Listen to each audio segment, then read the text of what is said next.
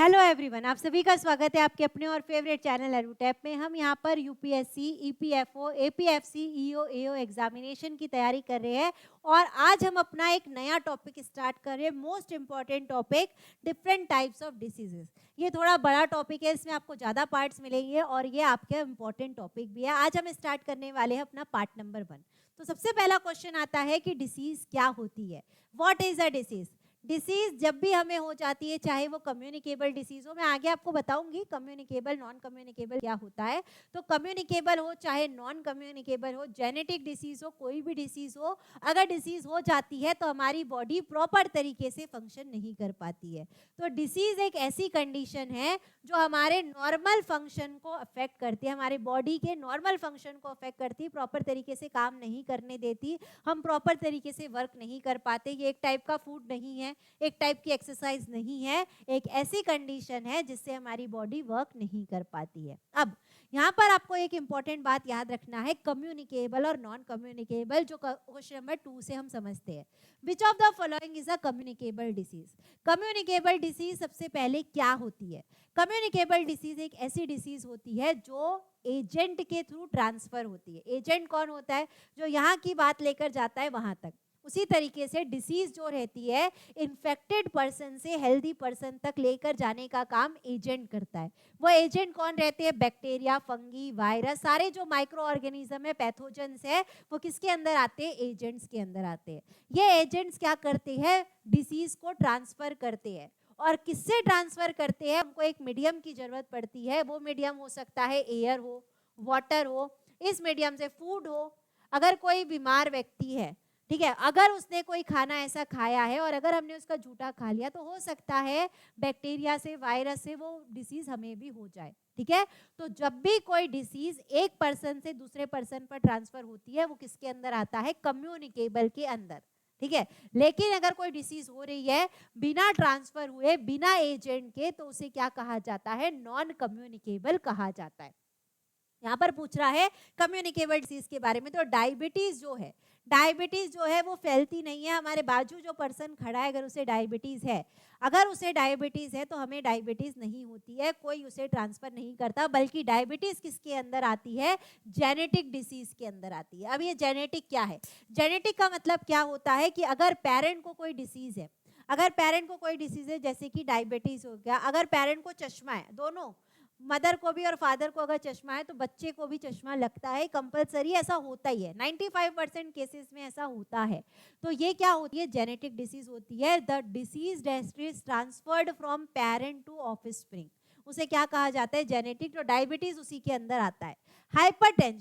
Hypertension जो है कि अगर मेरे बाजू वाले को टेंशन है तो मुझे टेंशन होगी क्या? नहीं होगी। अगर उसे कोई चीज अच्छी नहीं है, उसको उस चीज के लिए टेंशन हो रहा है, जरूरी नहीं है कि वो मेरे लिए भी अच्छी ना हो, मेरे लिए वो अच्छी हो। तो हाइपरटेंशन जो है वो कम्युनिकेबल नहीं है, ये आपको ध्यान रखना है। ठीक है, तो कम्युनिकेबल के अंदर कौन आता है? ट्यूबरक्लोसिस आता है, जो किससे ट्रांसफर होता है? बैक्टीरिया से। किससे ट्रांसफर होता है? बैक्टीरिया से होता है। कि जैसे मान लीजिए किसी को छींक आ रही है, अगर वो छींक रहा है, बिना नैपकिन के छींक रहा है, तो बैक्टीरिया पूरे एटमॉस्फेयर में फैल जाते हैं और उसकी वजह से ट्यूबरक्लोसिस होता है। तो मीडियम क्या हो गया? एयर हो गया। मीडियम क्या हो गया? ट्यूबरक्लोसिस के लिए एयर हो गया। और ट्यूबरक्लोसिस हमारी कम्युनिकेबल के अंदर आती है। आगे बढ़ते क्वेश्चन नंबर 3 में, which type of disease is not caused by pathogen? जो पैथोजन से नहीं होता है। पैथोजन से जो होता है वो कम्युनिकेबल के अंदर आता है। पैथोजन कौन होते हैं? हमारे माइक्रो ऑर्गेनिजम्स होते हैं, bacteria, fungi, virus, protozoa, communicable disease जो पैथोजन से होती है। क्वेश्चन पूछा है कि जो पैथोजन से नहीं होता, जो कम्युनिकेबल नहीं है, नॉन कम्युनिकेबल है। तो मलेरिया, ये मलेरिया सबसे ज्यादा इंपॉर्टेंट है। वो क्या है? एक कम्युनिकेबल डिसीज है, पैथोजन से होती है, प्लाज्मोडियम। वो याद रखना है, plasmodium parasite. Most important question आपके एग्जाम के लिए। मलेरिया जो होता है प्लाज्मोडियम पैरासाइट से होता है। ठीक है, तो ये किससे हो रहा है? पैथोजन से हो रहा है। तो ये क्या है? कम्युनिकेबल। कॉलेरा, कॉलेरा जो है ये भी पैथोजन से होता है। लेकिन कैंसर जो है ये पैथोजन से नहीं होता, ये नॉन कम्युनिकेबल है। आंसर हमारा क्या हो जाएगा? कैंसर। ठीक है, आगे बढ़ते क्वेश्चन नंबर 4 में। Which of the following is a hereditary disease? Hereditary का मतलब जैसा मैंने आपको जेनेटिक समझाया था, सेम टू सेम हेरिडिटरी वैसा ही है। अगर पेरेंट को कोई डिसीज है तो बच्चों में वो डिसीज आती है, ये 100% चांस ऐसा होता है। ट्यूबरकुलोसिस कम्युनिकेबल है, बड़ों से बच्चों में नहीं आती, पेरेंट से बच्चों में नहीं आती, बैक्टीरिया से होती है, कम्युनिकेबल। मीजल्स ये हेरिडिटरी नहीं है। सिकल सेल अनीमिया ये हमारी किसके अंदर आती है? हेरिडिटरी के अंदर आती है। इसमें क्या होता है, जो दोनों पेरेंट्स रहते हैं, मदर और फादर, उनके जीन्स किस में आते हैं? बच्चों में आते हैं। जब जीन्स आ रहे हैं तो बराबर से जीन्स नहीं आ पाते और उसकी वजह से आरबीसी जो रेड ब्लड सेल्स है उनका शेप भी बिगड़ जाता है, वो प्रॉपर से फंक्शन नहीं कर पाते, वो प्रॉपर से आरबीसी ही नहीं बना पाते और उसकी वजह से क्या होता है? सिकल सेल अनीमिया होता है। तो किसकी वजह से हो रहा है? पेरेंट के जीन्स की वजह से हो रहा है। तो ये किसके अंदर आता है? हमारा हेरिडिटरी डिसीज के अंदर आता है। ठीक है, आपको ध्यान रखना है, ये कौन सा हो गया? सिकल सेल अनीमिया हमारा हेरिडिटरी डिसीज है। आगे बढ़ते क्वेश्चन नंबर 5 में। Which of the following is an example of deficiency disease? अब बात कर लेते हैं डेफिशिएंसी की। हमने communicable, non communicable, hereditary, genetic देख लिया। डेफिशिएंसी का नाम से पता चल रहा है कि अगर हमारे खाने में किसी भी एक न्यूट्रिएंट की कमी हो जाती है। न्यूट्रिएंट्स के अंदर क्या होता है? न्यूट्रिएंट्स के अंदर हमारे आते हैं कार्बोहाइड्रेट्स, हमारा आता है फैट्स, विटामिन्स, मिनरल्स, प्रोटीन्स। अगर किसी भी एक चीज की कमी हो जाती है तो हमें डेफिशिएंसी डिसीज होती है। इसीलिए कहा जाता है खाने में सब चीजें लीजिए, खाने में आप बैलेंस डाइट लीजिए, आप दाल भी खाइए, चावल भी खाइए, सब्जी भी खाइए, तो उससे आपको किसी भी चीज की कमी नहीं होगी। तो डेफिशिएंसी डिसीज हमने समझ लिया है कि that the disease which is caused by deficiency of nutrient. ठीक है, अब रिकेट्स, टाइफाइड और रेबीज के बारे में देखते हैं। टाइफाइड जो है डेफिशिएंसी से नहीं होता है, किसी भी डेफिशिएंसी से नहीं होता। वो किसकी वजह से होता है? पानी के खराब होने की वजह से, कंटेमिनेटेड वाटर की वजह से, या हम कह सकते हैं कि वो कोई ना कोई पैथोजन से होता है। रेबीज की बात करते हैं। रेबीज जो होता है इन्फेक्टेड डॉग के काटने से होता है। रेबीज जो होता है इन्फेक्टेड डॉग के काटने से होता है, तो ये डेफिशिएंसी के अंदर नहीं आता। अगर इन्फेक्टेड डॉग आपको काट लेता है तो आपको रेबीज होता है, और उसके लिए वैक्सीन जो बनाई है, रेबीज की वैक्सीन किसने बनाई है? Lewis pasture. कौन से साइंटिस्ट ने बनाई है? लुईस पास्चर ने बनाई है। ये क्वेश्चन भी आपको याद रखना है, ये आपके लिए इंपॉर्टेंट क्वेश्चन है। तो ये दोनों ही हमारे ऑप्शन कट गए हैं, यानी कि हमारा आंसर क्या हो जाएगा? रिकेट्स हो जाएगा। अब ये रिकेट्स के बारे में समझते हैं। रिकेट्स क्या होता है, किसकी डेफिशिएंसी से होता है? रिकेट्स जो होता है बच्चों में होता है। रिकेट जो होता है किसमें होता है? बच्चों में होता है, चिल्ड्रन में होता है। उनके बोन्स जो है वो वीक हो जाते हैं, उनके बोन्स बराबर से काम नहीं कर पाते। और किसकी वजह से होता है? Vitamin D. विटामिन डी की अगर डेफिशिएंसी हो जाती है तो रिकेट्स होता है। ठीक है, अब विटामिन के बारे में कुछ इंपॉर्टेंट चीजें समझ लेते हैं। विटामिन जो है हमारा दो टाइप का होता है, वाटर सॉल्युबल विटामिन और फैट सॉल्युबल विटामिन। ठीक है, आगे आने वाले पार्ट्स में हम बहुत सारे विटामिन्स के बारे में, विटामिन्स के केमिकल नेम के बारे में, विटामिन से कौन कौन सी डेफिशिएंसी डिसीजेस होती है, वो सारी बातें धीरे धीरे एक एक पार्ट्स में याद करते जाएंगे। आज हम कुछ बेसिक बातें सीख रहे हैं कि विटामिन जो होते हैं दो टाइप्स के होते हैं, वाटर सॉल्युबल और fat soluble. Water soluble vitamin हमें डेली लेना पड़ता है, वो यूरिन के फॉर्म में हमारी बॉडी से बाहर निकल जाते हैं, जिसके अंदर आते हैं बी और सी विटामिन। उसके अंदर क्या आते हैं? बी और सी विटामिन आते हैं। इसे आप कैसे याद रख सकते हैं? WBC से याद रख सकते हैं। W का मतलब हो गया वाटर, और उसके अंदर कौन से सॉल्युबल है? बी और सी। और बी के अंदर सिर्फ बी नहीं रहता, बी के कॉम्प्लेक्स रहते हैं, इसके बच्चे हैं। बी के कितने बच्चे हैं? 8 बच्चे हैं। ठीक है, आपको याद रखना है बी सिर्फ अकेला नहीं है, बी के अंदर 8 बच्चे आते हैं, बी के 8 विटामिन है, बी के 8 टाइप्स है, उसे बी कॉम्प्लेक्स कहा जाता है। वो 8 विटामिन कौन कौन से? B1, B2, B3, B4 नहीं है, B5, B6, B7, B8 नहीं है, B9 और B12। ये टोटल 8 विटामिन बी कॉम्प्लेक्स के अंदर आते हैं। पूरे 8 के 8 और सी ये क्या है? वाटर सॉल्युबल है। और फैट सॉल्युबल विटामिन क्या होता है? जो हमें डेली नहीं लेना पड़ता, एक बार लिया तो थोड़े समय तक वो स्टोर हो जाता है। उसके अंदर आता है KEDA, कीड़ा। ठीक है। तो टोटल हमारे बॉडी को कितने विटामिन की जरूरत पड़ती है? 13 विटामिन की जरूरत पड़ती है। ये इंपॉर्टेंट क्वेश्चन है। बहुत सारे बच्चों को ये नहीं पता रहता कि हमारे बॉडी में कितने विटामिन जरूरी है। 13 विटामिन। और इस विटामिन की खोज, इस विटामिन की डिस्कवरी किसने की है? फंक साइंटिस्ट ने की है। विटामिन की डिस्कवरी किसने की है? फंक साइंटिस्ट ने की है। तो हमने क्या देखा आज? एक ही विटामिन के बारे में देखा है कि विटामिन डी से, अगर विटामिन डी आपको अच्छा चाहिए तो सनलाइट, आपको कहा जाता है कि डेली आपको 45 मिनट सन की लाइट लेना चाहिए। अगर आप सूर्य की रोशनी ले रहे हैं, छोटे बच्चों को दिया जाता है, तो अगर आप सूर्य की रोशनी लेते हैं, सनलाइट अगर डेली लेते हैं, तो विटामिन डी जो है उसे सनशाइन विटामिन कहा जाता है। इसीलिए तो विटामिन डी की अगर कमी होती है, विटामिन डी की डेफिशिएंसी होती है, तो बच्चों में क्या होता है? रिकेट्स होता है। और एडल्ट में रिकेट्स को ही क्या कहा जाता है? ऑस्टियोमलेशिया कहा जाता है। क्या कहा जाता है? ऑस्टियोमलेशिया। ये आपको ध्यान रखना है। ठीक है, चलिए आगे बढ़ते हैं क्वेश्चन नंबर 6 में। Which of the following disease is transmitted by mosquitoes?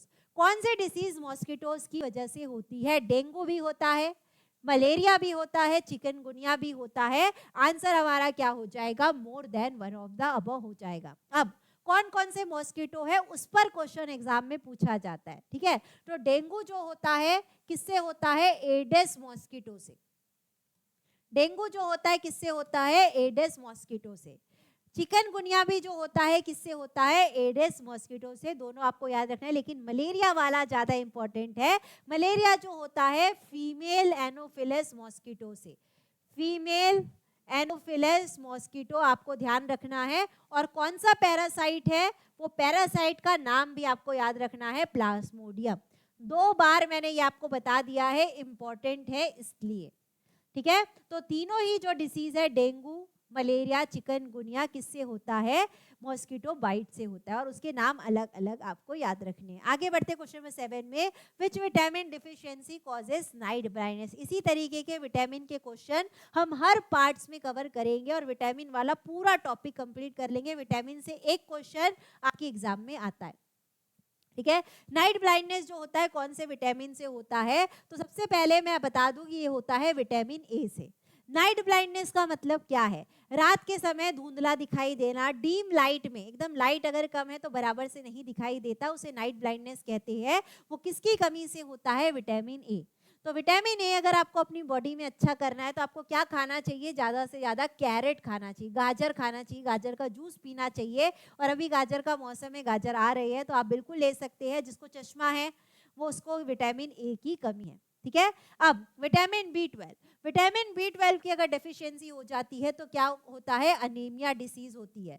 Anaemia मतलब खून की कमी। हीमोग्लोबिन हमारी बॉडी में कम हो जाता है। जब भी आप ब्लड टेस्ट अगर कराते हैं, हीमोग्लोबिन चेक होता है। हीमोग्लोबिन हमारा हमेशा 12 से ऊपर रहना चाहिए। अगर 12 से नीचे है तो आपको कहा जाता है हीमोग्लोबिन बढ़ाइए। आयरन की मात्रा बढ़ाइए हमारे शरीर में, हमारे बॉडी में। अगर आयरन अच्छा रहेगा तो हीमोग्लोबिन अच्छा बढ़ेगा। तो आयरन बढ़ाने के लिए आपको आंवला खाना चाहिए, आपको पालक खाना चाहिए, गुड़ खाना चाहिए, तो उससे B12 की कमी दूर हो सकती है। विटामिन सी से कौन सा डिसीज होता है? स्कर्वी डिसीज होती है। कौन सी डिसीज होती है? स्कर्वी डिसीज होती है। तीनों बातें याद रखना। और विटामिन डी भी हमने पढ़ लिया है। विटामिन डी से रिकेट्स होता है बच्चों में और ऑस्ट्रोमलेशिया होता है एडल्ट में। ठीक है, तो क्लियर है, ये सारी बातें आपको ध्यान रखना है। आगे बढ़ते हैं, क्वेश्चन नंबर 8 में आते हैं। Which of the following disease can be prevented by vaccination? अब ये वैक्सीनेशन क्या होता है? सबने सुना होगा कोरोना के टाइम वैक्सीन के बारे में। वैक्सीनेशन क्या होता है? जो हमें इन्फेक्टेड डिसीज से लड़ने की जो इम्यून पावर है वो बढ़ा देता है। अगर हमने कोई वैक्सीन लगा ली है तो हमारा इम्यून पावर उस डिसीज के लिए, पर्टिकुलर डिसीज के लिए बढ़ जाता है, इसीलिए वैक्सीन दी जाती है। तो पोलियो के लिए भी वैक्सीन है, मीजल्स के लिए भी वैक्सीन है और हेपेटाइटिस बी के लिए भी वैक्सीन है। तो आंसर हमारा क्या हो जाएगा? मोर than one of the above. तो पोलियो वैक्सीन के बारे में आपने सुना ही होगा कि 5 साल से नीचे के बच्चों को पोलियो वैक्सीन दी जाती है। और वो जो पोलियो वैक्सीन रहती है ओरल रहती है, ओरल पोलियो वैक्सीन। अब ये ओरल का मतलब क्या है? जो ड्रॉप्स जो ओरली दिए जाते हैं, मुंह में दिए जाते हैं, उसे ओरल कहा जाता है, जो पोलियो। मीजल्स के लिए कौन सी वैक्सीन दी जाती है? MMR vaccine, measles mumps rubella. MMR का फुल फॉर्म भी आप लोग याद रखेंगे, मीजल्स मम्स रूबेला। ठीक है, और हेपेटाइटिस बी के लिए हेपेटाइटिस बी की वैक्सीन ही दी जाती है। तो तीनों के लिए वैक्सीनेशन है। आंसर हमारा क्या बन गया? More than one of the above. आगे बढ़ते क्वेश्चन नंबर 9 में, what is the main cause of kwashiorkor disease? ये भी इंपॉर्टेंट क्वेश्चन है, इसे आपको इंपॉर्टेंट मार्क कर लेना है। क्वाशीरकॉर डिसीज के पहले सिम्टम्स मैं आपको बता देती हूँ। क्वाशीरकॉर जब हो गया, बच्चों में ज्यादातर होता है। आपकी जो शरीर है, आपकी जो बॉडी एकदम पतली दुबली रहती है, लेकिन जो पेट है, जो बेली है, वो ऐसी फुल जाती है, उसे क्वाशीरकॉर कहा जाता है। इससे आपकी ग्रोथ रुक जाती है, आपको वीकनेस आने लगती है, और किसकी वजह से होता है? प्रोटीन की डेफिशिएंसी से होता है। प्रोटीन सबसे ज्यादा हमें सोयाबीन में मिलता है। हमें कहा जाता है सोयाबीन अच्छा खाइए, आप पल्सेस अच्छा खाइए। जो बॉडी बिल्डर्स रहते हैं प्रोटीन ज्यादा लेते हैं, ठीक है। अगर प्रोटीन की कमी हो जाती है, कोई बच्चा 3 महीने तक 4 महीने तक दाल ही नहीं खा रहा है, प्रोटीन ही नहीं ले रहा है, उसको क्वाशीरकॉर डिसीज हो सकती है। तो प्रोटीन की डेफिशिएंसी से कौन सी डिसीज होती है? क्वाशीरकॉर। आयरन की डेफिशिएंसी से क्या होता है? अनीमिया होता है, जो हमने अभी B12 में पढ़ा था। B12 से अनीमिया, आयरन की डेफिशिएंसी से अनीमिया, दोनों एक दूसरे से इंटरलिंक्ड है। और विटामिन डी की डेफिशिएंसी से रिकेट्स होता है, ये आपको ध्यान रखना है। तो आंसर हमारा क्या हो गया? Option number A. आगे बढ़ते हैं लास्ट क्वेश्चन में, question number 10, which mosquito is responsible for spreading malaria? ये आपके रिवीजन के लिए क्वेश्चन है। मैंने आपको मलेरिया के बारे में बता दिया है कि मलेरिया जो होता है प्लाज्मोडियम पैरासाइट और bite of anopheles mosquito. Answer क्या हो जाएगा? एनोफिलस। तो मलेरिया जो होता है किससे होता है? एनोफिलस मॉस्किटो से। एडिस से हमने देखा था, एडिस से हमने क्या देखा था? डेंगू और चिकनगुनिया। लेकिन ये क्यूलेक्स वाला जो है नया है और इम्पोर्टेंट है। क्यूलेक्स मॉस्किटो से क्या होता है? एलिफेंटियासिस होता है। कौन सी डिसीज होती है? एलिफेंटियासिस डिसीज होती है।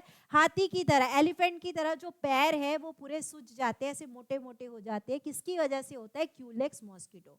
यहाँ पर हमारा आंसर क्या हो जा रहा है कि मलेरिया जो होता है कौन से मॉस्किटो से होता है? एनोफिलस मॉस्किटो से। तो ये हमारी शुरुआत थी आज की डिसीजेस के बारे में। हमने बेसिक चीजें देख ली है कि डिसीजेस कैसी होती है, कैसे कैसे क्वेश्चन पूछे जाते हैं।